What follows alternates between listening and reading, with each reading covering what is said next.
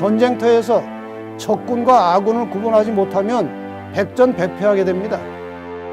이 선악의 싸움터에서 악의 실체를 제대로 알아야 이 싸움에서 승리할 수 있고 하나님 편에 굳건하게 설 수가 있습니다.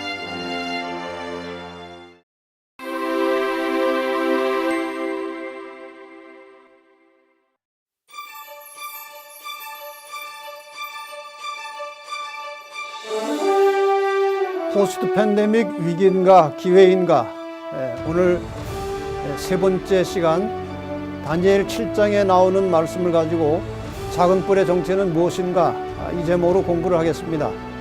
첫째 날 공부했던 창세기 3장 15절에 의하면 이 세상의 역사는 선악 간의 싸움이고, 또 다른 말로 하면은 예수님과 사탄 사이에 일어나고 있는 전쟁입니다. 예수님은 이 교회와 성도들을 통해서 일하시고, 사탄은 이 세상의 악의 세력을 이용해서 하나님을 대적하며 하나님의 백성들을 공격합니다. 창세기 3장 15절 내용을 잠깐 이제 보시겠습니다. 여자와 여자의 후손이 한편이 되고 뱀, 사탄, 용과 용의 후손이 한편이 되어서 싸웁니다. 쉽게 말하면 교회와 악의 세력이 지상에서 싸우는 겁니다. 다니엘 7장에는 그 악의 세력을 주도하는 권세가 무엇인지를 아주 상세하게 설명하고 있는데, 그 악의 세력을 주도하는 그 힘이 바로 작은 뿔이라고 하는 겁니다. 그래서 이 작은 뿔을 제대로 모르면 선악의 싸움에서 승리하기가 거의 불가능합니다. 자, 그러면 이제 다니엘 7장을 열어서 이제 공부를 시작하겠습니다. 2절과 3절에 보면 다니엘이 진술하여 가로되 내가 밤에 이상을 보았는데 하늘에 네 바람이 큰 바다로 몰려 불더니 큰 짐승 넷이 바다에서 나왔는데 그 모양이 각각 다르더라, 이렇게 되어 있습니다. 저런 짐승이 네 마리가 이제 바다에서 올라왔다는 것이죠. 그런데 다니엘 7장 17절에 보면 네 짐승은 네 왕이라고 되어 있습니다. 그리고 23절에는 넷째 짐승은 넷째 나라라. 그러니까 이 짐승은 어떤 왕권이나 어떤 나라를 가리키는 것입니다. 예언서에서 바람은 전쟁을 상징하고, 바다 혹은 많은 물은 많은 사람을 의미합니다. 그리고 짐승은 좀 전에 말씀드렸던 대로 나라를 가리킵니다.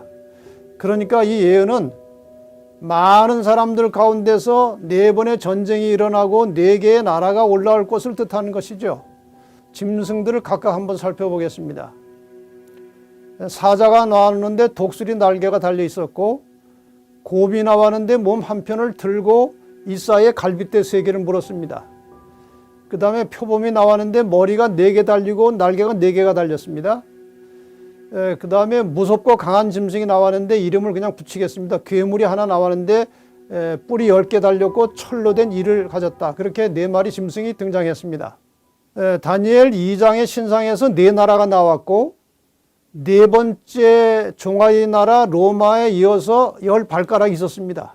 그러니까 지금 보신 다니엘 7장에서는 4마리 짐승이 나왔고 4번째 짐승의 머리에 10뿔이 있었습니다. 그러니까 여기까지 보면 다니엘 2장과 7장의 구조는 같은 것이고 같은 역사를 설명하고 있습니다. 머리, 금으로 된 머리, 바벨론은 저 사자입니다. 그러니까 사자는 바벨론을 가리키는 것이고, 두 번째 올라온 곰은 페르시아를 가리키는 것이고, 세 번째 올라온 표범은 그리스를 가리키는 것이고, 그 다음에 네 번째 올라온 저 괴물은 로마를 가리키는 것입니다. 그리고 10뿔은 로마에서 분열된 열국. 그러니까 다니엘서 2장과 7장의 전반적인 구조는 똑같습니다. 그러나 다니엘서 2장에는 나오지 않는 이 4마리 짐승에게만 특이하게 나오는 몇 부분에 대해서 설명을 좀 드리겠습니다. 독수리의 날개가 달렸다는 것은 강력한 힘, 아주 신속하게 세계를 정복하는 것을 뜻하죠. 그 다음에 몸 한편을 들었다는 것은 페르시아가 바벨론을 바로 정복한 것이 아니고 메대와 바사, 메대와 페르시아 두 나라가 연합해서 바벨론을 쳤는데, 초기에는 메대가 더 강했고 나중에는 바사, 페르시아가 강해가지고 이 세력이 균형이 맞지 않다가 결국은 이 페르시아가 정복한 것을 뜻합니다. 그 다음에 이사의 갈빗대 3개가 물렸다고 그랬죠. 이 페르시아가 정복한 나라는 3나라입니다. 바벨론, 리디아, 애굽 이렇게 세 나라를 쳤는데 하나님께서 벌써 오래전에 이 페르시아를 상징하는 곰의 이사의 갈대 세 개를 물려놓으셨던 것입니다. 그 다음에 네 개의 머리, 표범에 머리 네 개가 달렸고 날개가 네 개가 달렸습니다. 이것은 이 그리스 제국, 헬라 제국은 알렉산더 대왕이 이제 세운 것인데 아시는 대로 이 알렉산더가 죽은 후에 나라가 네 조각으로 나눠졌습니다. 저 지도를 좀 보시면 부하 장군들에 의해서 셀류커스, 프톨레미, 리시마커스, 카산더 이 부하 장군들에 의해서 나라가 네 개로 쪼개졌습니다. 참 기가 막힙니다. 벌써 오래전에 하나님께서는 이 그리스가 네 나라로 쪼개질 것을 표범의 머리 넷으로 이미 말씀하셨습니다. 그 다음에 철로 된 넷째 괴물 같은 짐승의 철로 된 이 철같이 강한 로마 제국을 말하는 것이고, 그 다음에 열뿔은 로마에서 분열된 열국들을 말하는 것입니다. 자, 보시는 대로 저 열국이 이제 로마에서 분열된 나라들인데 다니엘 7장에 의하면은 넷째 짐승의 열뿔에 해당하는 나라들입니다. 두 예언의 결론은 언어는 다르지만 내용은 동일합니다. 다니엘서 2장을 보시면 이 열왕의 때에 하늘에 하나님의 한 나라를 세우실 것이다. 이것은 망하지도 아니할 것이고 국권이 다른 백성에게로 돌아가지도 않을 것이고 이 모든 나라를 쳐서 멸하고 영원히 설 것이라고 되어 있습니다. 영원히 설 것이라. 하나님의 나라는 영원한 나라입니다.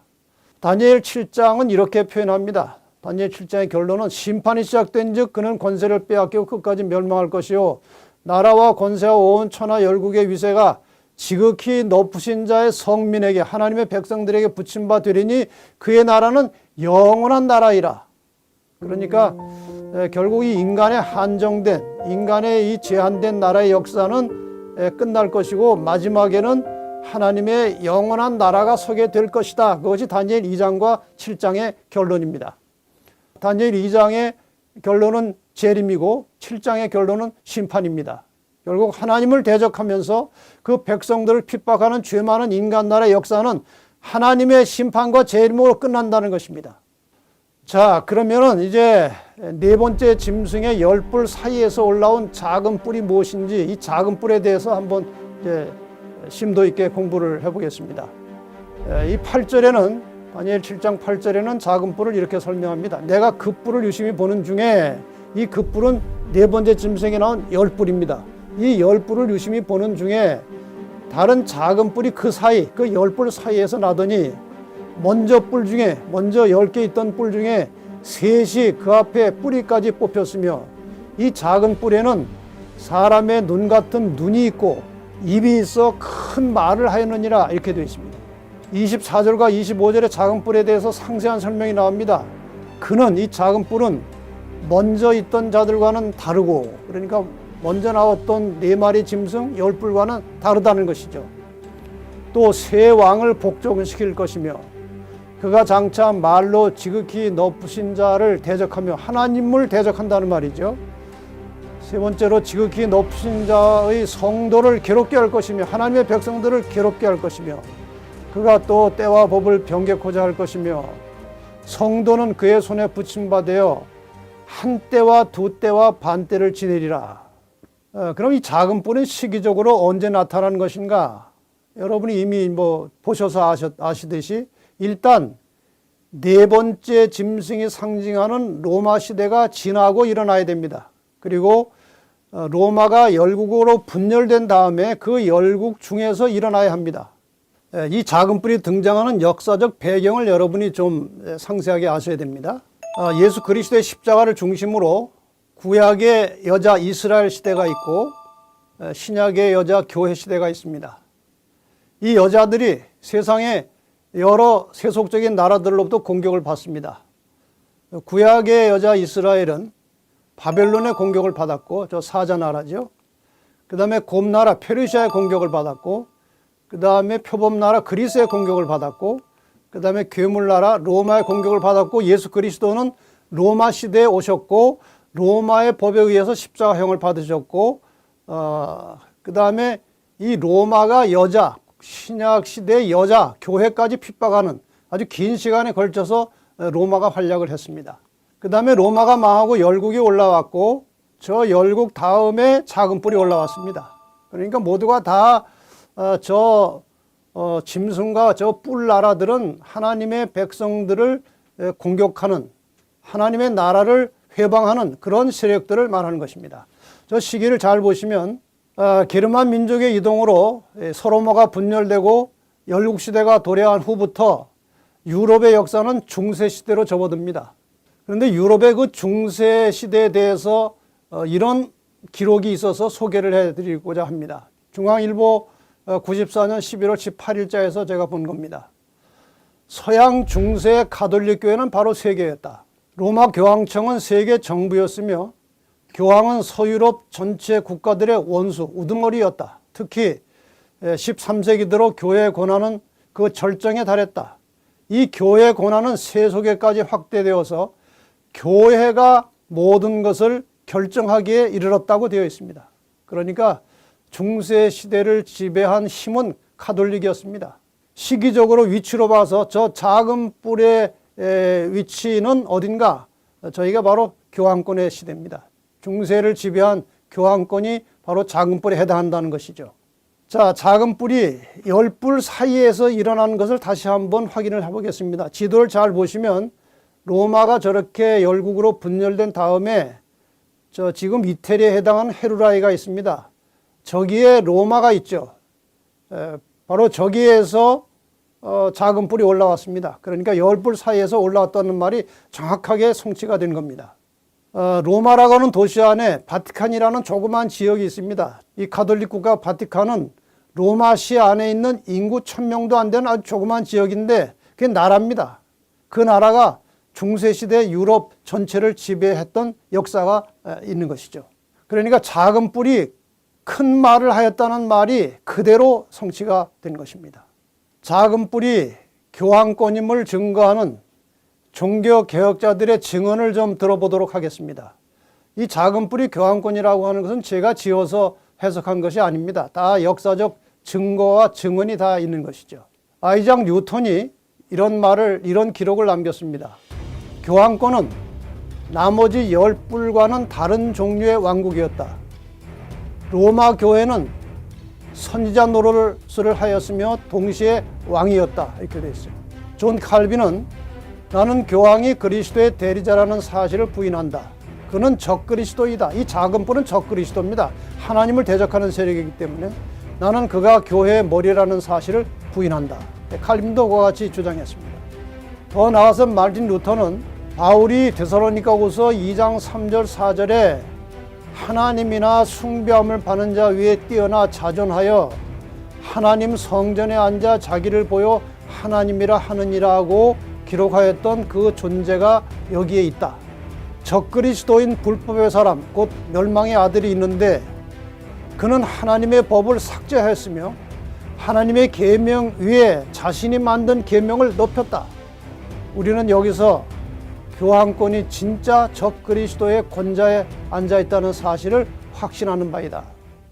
여러분, 종교개혁자들은요, 입을 모아서 하나같이 교황을 작은 뿔이고 적그리스도라고 규정했습니다.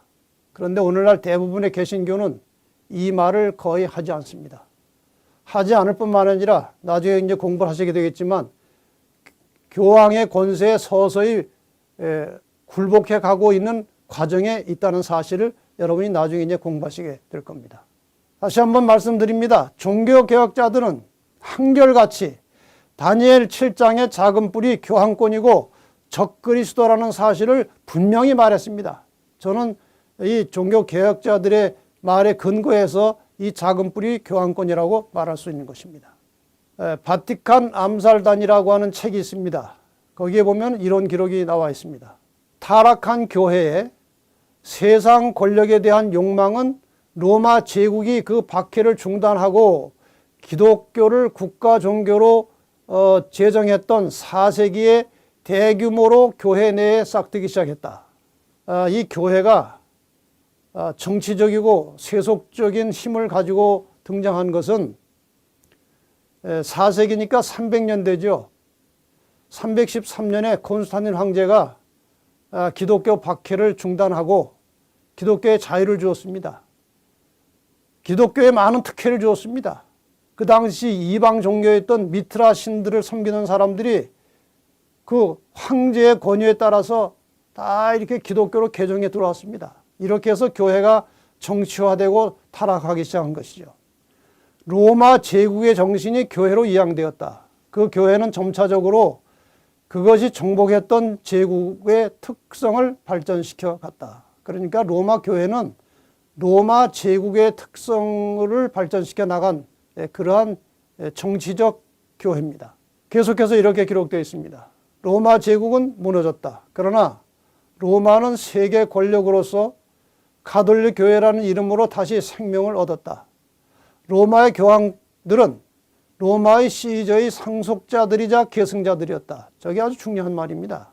교황은 황제, 로마의 황제들의, 로마의 시저들의 상속자들이자 계승자들이었다. 바티칸 자체도 시저들의 궁전이 있었던 바로 그 자리다. 이렇게 해서 이 로마 교회는 로마 제국이 얼굴만 바꾸고 모양만 바꿔서 나타난 하나의 제국입니다.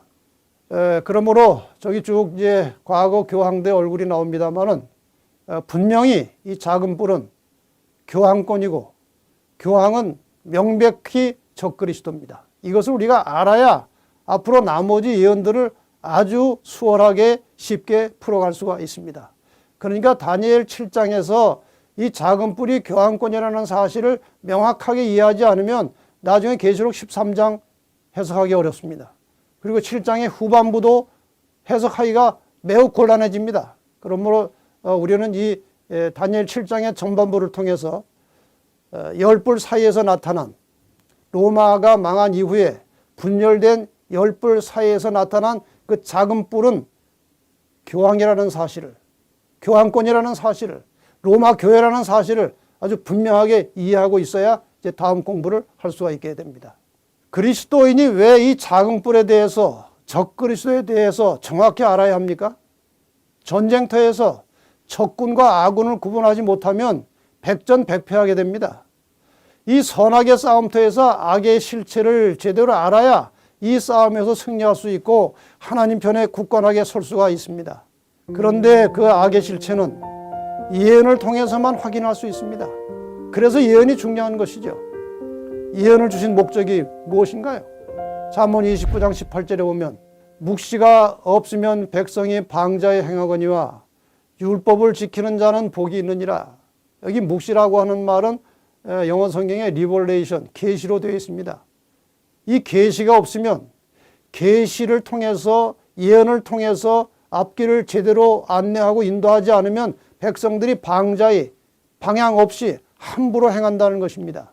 계시록 22장 10절에 보면 또 내게 말하되 이 책의 예언의 말씀을 임몽하지 말라 때가 가까우니라. 이 예언은 특별히 이 마지막 때를 위해서 주셨습니다. 이 마지막 시대에 세상이 어떻게 돌아갈 것인지를 아주 상세하게 펼쳐놓은 책이 바로 요한계시록입니다. 이 책의 예언의 말씀을 임봉하지 말라고 그랬는데 사람들은 임봉된 책이라고 이 계시록과 다니엘 공부를 잘 안 합니다. 이건 큰 문제입니다. 때가 가깝다는 것은 재림의 때가 가까운 것입니다. 주님이 오실 때가 가까이 올수록 예언을 깊이 연구하라는 그런 말씀이에요. 또 예언을 주신 목적 중에 하나는 무엇입니까? 요한복음 14장 29절에 이제 일이 이루기 전에 너희에게 말한 것은, 그러니까 예언이죠. 일이 이루기 전에 미리 말한 것은 일이 이룰 때 너희로 믿게 하려 함이라. 예언을 잘 공부하면 믿지 않을 수가 없어요. 그 오래전에 한 예언들이 아주 정확하게 차례차례 아주 세밀하게 성취되어 가는 모습을 보면은 믿음이 생기게 되어 있습니다. 저도 사실 모태신앙이지만 제 믿음이 생긴 지는 고등학교 2학년이 돼서야 생겼습니다. 근데 고등학교 2학년 때 무엇 때문에 제가 믿음을 갖게 되느냐? 성경 시간에 예언을 공부했어요. 예언을 가르쳐 주셨고 예언을 공부해 보니까 세계사와 너무나 일치하는 것입니다. 그래서 우리가 이제 앞으로 남은 세상 어떻게 갈 것인지 흥미진진하게 이제 앞으로 며칠간 이 말씀을 공부하게 될 것인데, 이렇게 우리가 예언을 하나님께 받은 것은, 하나님께서 우리에게 예언을 주신 목적은 예언의 성취를 보고 믿으라는 것입니다. 그 다음에 올 일도 믿으라는 것입니다. 궁극적으로 마지막에 있을 예수의 재림도 믿으라는 겁니다. 베드로서 1장 19절에 보면 또 우리에게 더 확실한 예언이 있어 어두운 데 비치는 등불과 같으니, 지금 세상은 어둡고 혼란합니다. 불확실합니다. 그런데 예언이라고 하는 등불이 우리를 비춰주고 안내하는 것입니다. 여러분 이번 기간 동안에 예언을 잘 공부하시면 앞이 훤하게 보일 것입니다. 그리고 거기에 맞춰서 우리가 결단할 수 있고 결정할 수 있고 우리의 삶의 방향을 정할 수 있게 되겠습니다. 계시록 1장 3절에 보면 이 예언의 말씀을 읽는 자와 듣는 자들과 그 가운데 기록한 것을 지키는 자들이 복이 있나니 때가 가까움이라. 역시 때가 가까우면 예언의 말씀을 잘 공부하라는 것이죠. 저기 읽는 자, 지금 우리의 상황에 놓고 비유해 보면은 성경 예언을 가르치는 자와 듣는 자들, 배우는 자들과 더 나가서 그 가운데 기록한 것을 듣고 배우기만 하는 것이 아니고 지키는 자들이 복이 있나니 때가 가까움이라. 그래서 예언은 우리가 이 종말의 시대에 아주 명확하게 분명히 공부해야 될 매우 중요한 책이고 중요한 자료입니다. 세상에 종말이 오면 많은 거짓 선지자들이 나타나서 이적을 행하면서 하나님의 백성들을 미혹할 것입니다. 수많은 교파들이 성경을 자기 마음대로 해석해서 사람들이 성경의 진리를 분별하지 못하게 할 것입니다. 이러한 시대에 예언을 통해서 올바른 길을 제시하고 하나님의 백성들을 바른 길로 인도하는 것이 예언을 주신 목적입니다. 그런데 이 예언마저도 해석이 구구각색이라 무엇이 올바른 해석인지 분간하기가 쉽지 않습니다. 최선의 길은 각자가 기도하면서 이 예언의 말씀을 잘 들어보고 성령의 인도하심을 따라서 분별하고 판단하는 길밖에 도리가 없습니다. 어느 장로교 목사님이 저에게 이렇게 문자를 보내셨습니다. 목사님이 저술한 지구종말 시나리오 책을 읽고 충격을 받아서 목사님의 진리바다에 들어가 창세기 연구, 다니엘 연구, 계시록 연구 등의 강의를 들었습니다. 제 신앙이 분명히 잘못되었고 그동안 속아서 믿었다는 생각이 들었습니다. 제가 목사이기 전에 한 그리스도인으로서 참된 진리를 찾아서 진실한 신앙을 하기 위해서 계속 노력을 해왔지만 늘 무엇인지 허전했고 특별히 예언의 말씀을 제대로 깨달아 보려고 많은 책들을 구입해서 보았지만 너무 혼란스럽고 이해가 되지 않았습니다.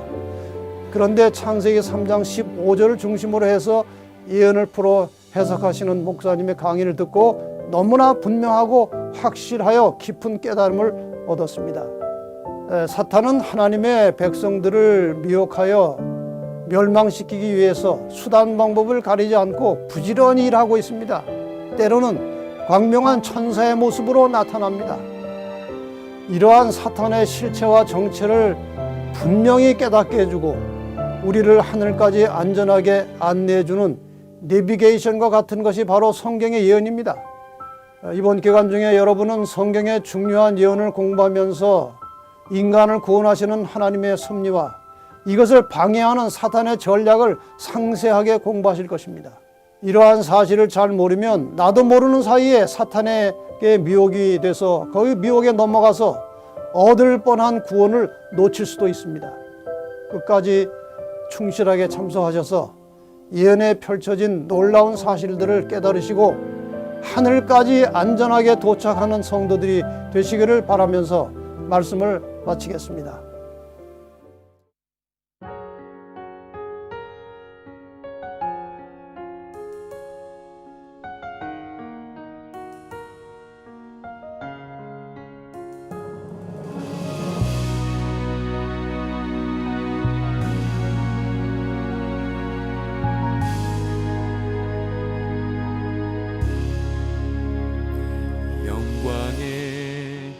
그날이 오면 저 하늘 더욱 밝으리 새 천사 공중에 힘차게 날아가는 그날부터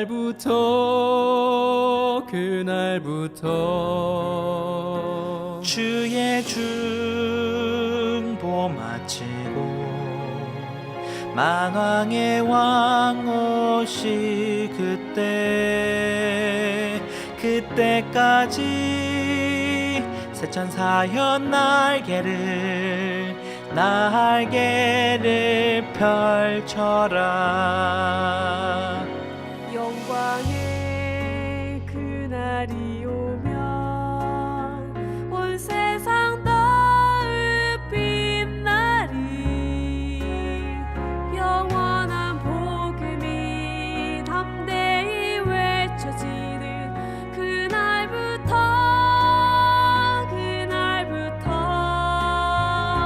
주의 심판 끝나고 만주의 주실 그때까지 성도여 복음을 전하라. 새 천사여 날개를 펼쳐라.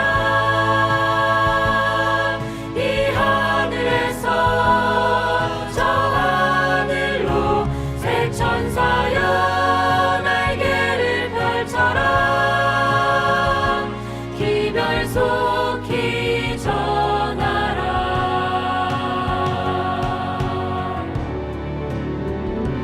영광의 그날이 오면 온 천지 더욱 환하리. 인치는 천사의 사명이 이루어지는 그날부터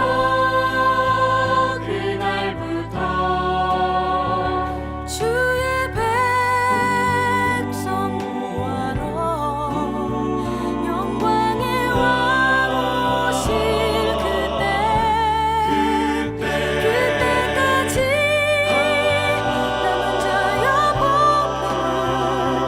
복음을 전하라. 남은 자여 창조주 전하라.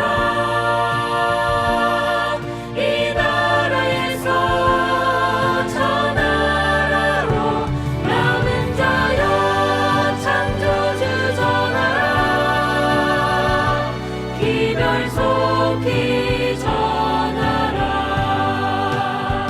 남은 자여 창조주 전하라. 이 나라에서 전하라로.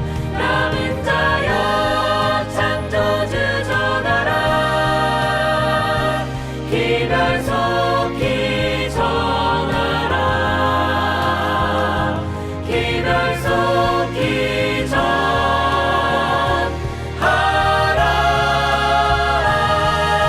아멘.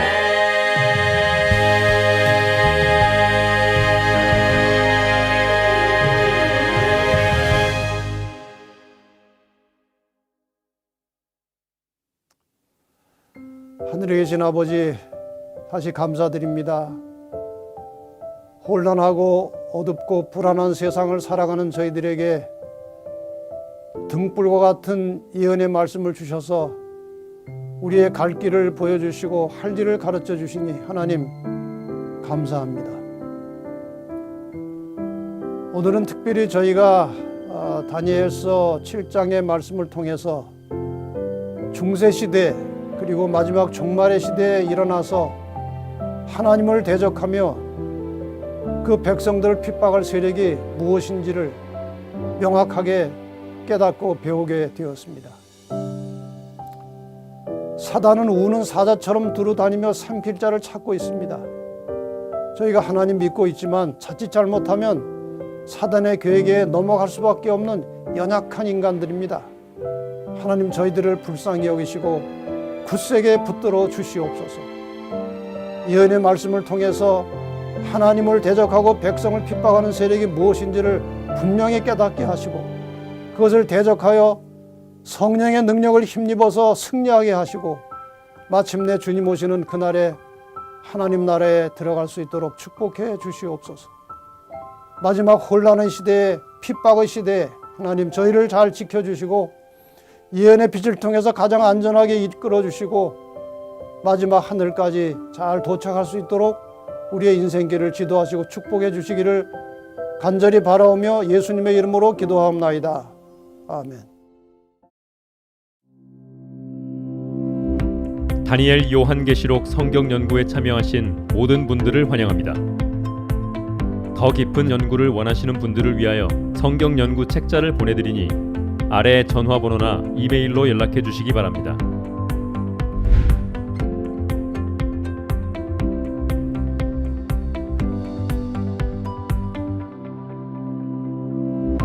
포스트 팬데믹 위기인가 기회인가? 마지막 시대를 살아가는 진실한 성도들이 영원한 복음을 깨닫고 발견하기를 기도합니다.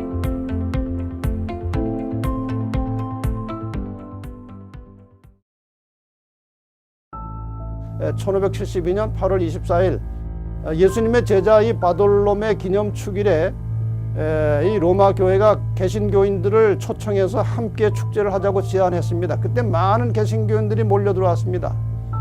그런데 그 축일 밤 12시에 성당의 종소리가 울리면서 일제히 개신교인들을 학살하는 사건이 벌어져서 약 7만 명이 죽었다고 하는 기록도 남아 있습니다. 정말 역사에 기록돼서 남아있는 끔찍한 사건이었습니다.